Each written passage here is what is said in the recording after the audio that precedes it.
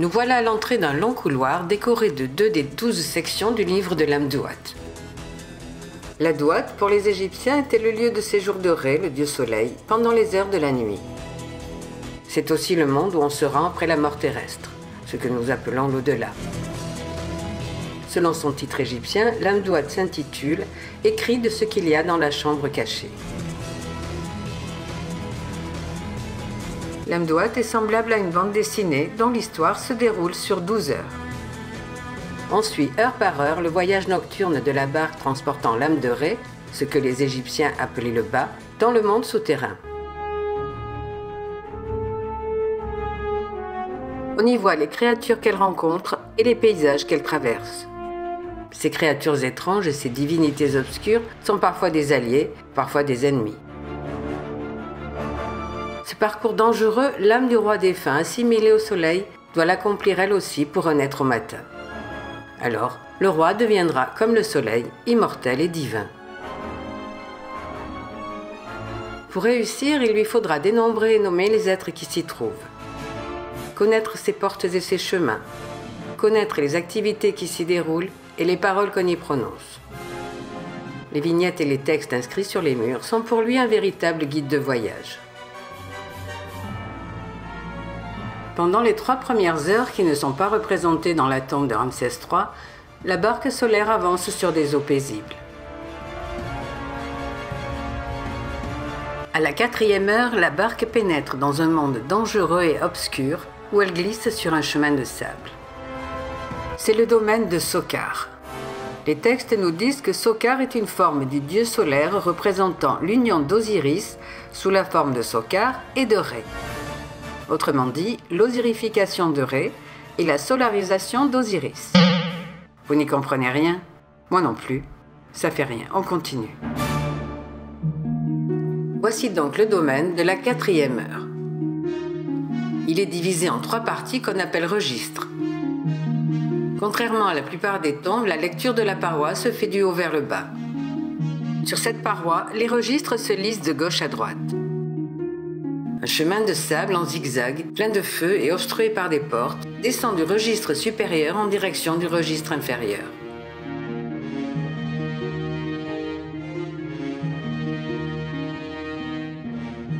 Le premier registre débute par une déesse anonyme portant la couronne de Basse-Égypte.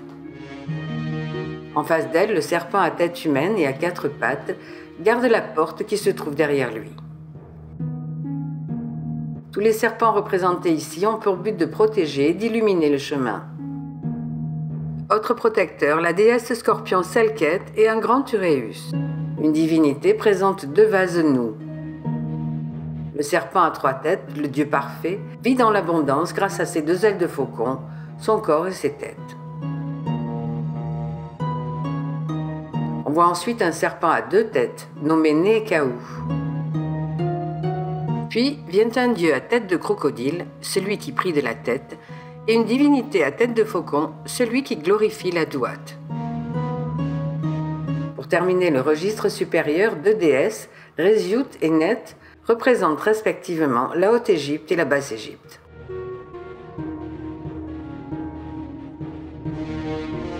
Ré, sous sa forme de bélier, celle qu'il prend après le crépuscule, se tient debout dans sa barque. Elle s'est métamorphosée en serpent à 2 têtes, dont le souffle enflammé guide le cortège dans les ténèbres. L'équipage est composé de 7 divinités. Pour la première fois, la barque nommée celle qui atteint le chemin doit être halée pour pouvoir avancer. Le chemin zigzagant, la barque franchit la porte nommée le couteau qui rejoint la terre. Devant la porte se trouve Osiris, muni de son sceptre de pouvoir Eka. Juste au centre de la section, Thoth transmet à Horus l'œil Udjat, symbole du pouvoir légitime que le fils reçoit de son père Osiris. Viennent ensuite les gardiens du chemin de la Sainte Terre.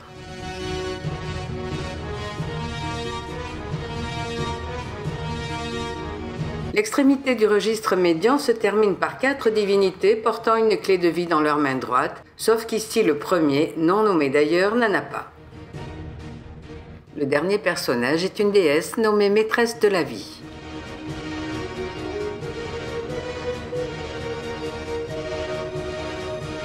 Le registre inférieur est très abîmé.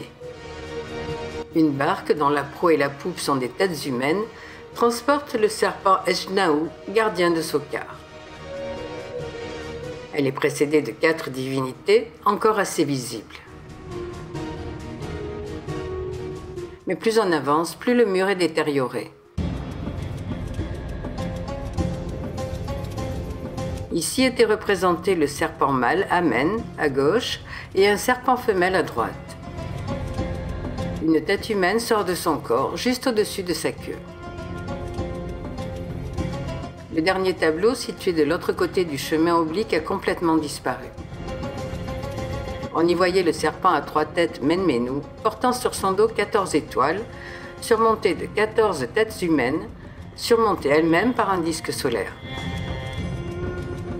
La dernière scène se trouvait dans une niche. Nous la verrons encore bien conservée de l'autre côté du couloir.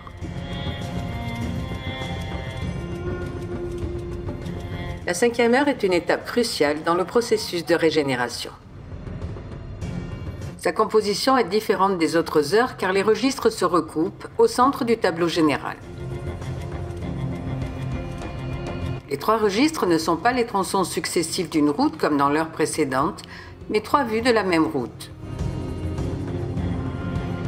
Je vais quand même décrire les registres un par un, en progressant dans le sens du cortège.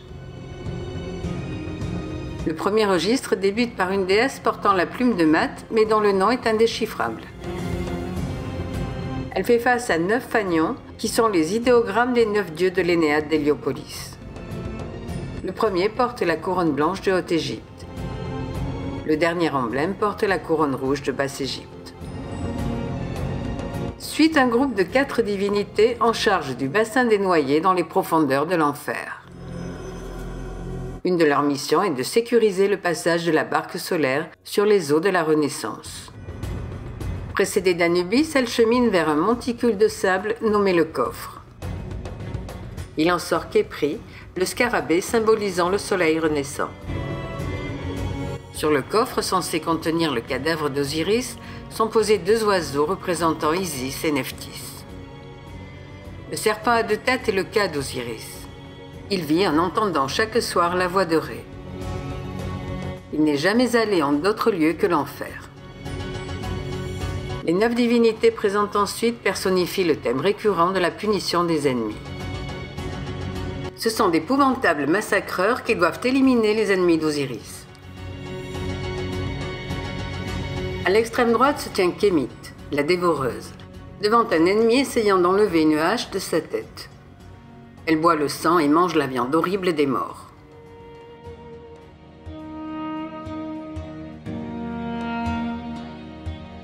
Nous retrouvons la barque solaire telle qu'elle était représentée à la 4e heure. Un hymne de bienvenue souhaite la paix au grand Dieu qui arrive. La barque avance grâce à un très long câble tiré par 7 dieux anonymes de la Douate, dont la tâche est de haler le dieu vers la caverne de Sokar, selon les textes horizontaux au-dessus d'eux. Au-dessus de la tête d'Isis, Képri écarte la corde de halage pour faciliter le passage de la barque au registre médian. 7 déesses anonymes tiennent l'extrémité de la corde. Le registre se termine avec 4 divinités masculines chargées de distribuer les offrandes de nourriture dans la caverne. Ils sont précédés de la déesse de l'Occident, Imentet.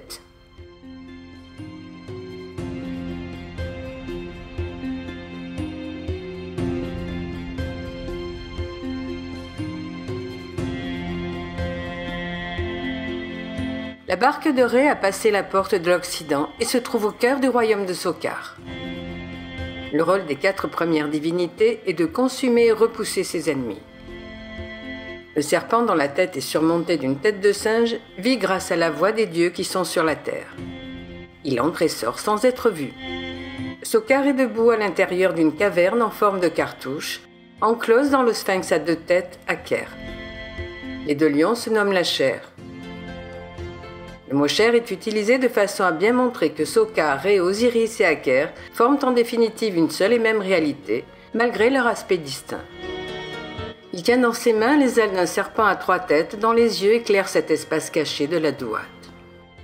À droite, un serpent à tête humaine. Immédiatement à l'avant des pattes du sphinx de gauche se trouve Wamemti, qui aurait dû avoir 2 têtes. Il doit protéger l'ovale sans aller nulle part ailleurs dans la Duat. Ce registre inférieur se termine avec 4 divinités assises portant leurs emblèmes sur leurs genoux. Elles ont toutes le visage tourné vers l'arrière, alors que normalement les 2 premières devraient regarder vers l'avant, en direction de la porte de passage vers la 6e heure, gardée par un serpent dressé sur sa queue. Puis on retrouve la même scène qu'à la fin de la 4e heure, mais cette fois elle est en assez bon état. Les peintures montrent la déesse Maat et un homme indiquant de son bras la porte de passage vers la 6e heure. Khépri prend la forme d'un disque solaire ailé au-dessus de la niche, bien sûr vidée de son contenu depuis l'Antiquité par les pilleurs.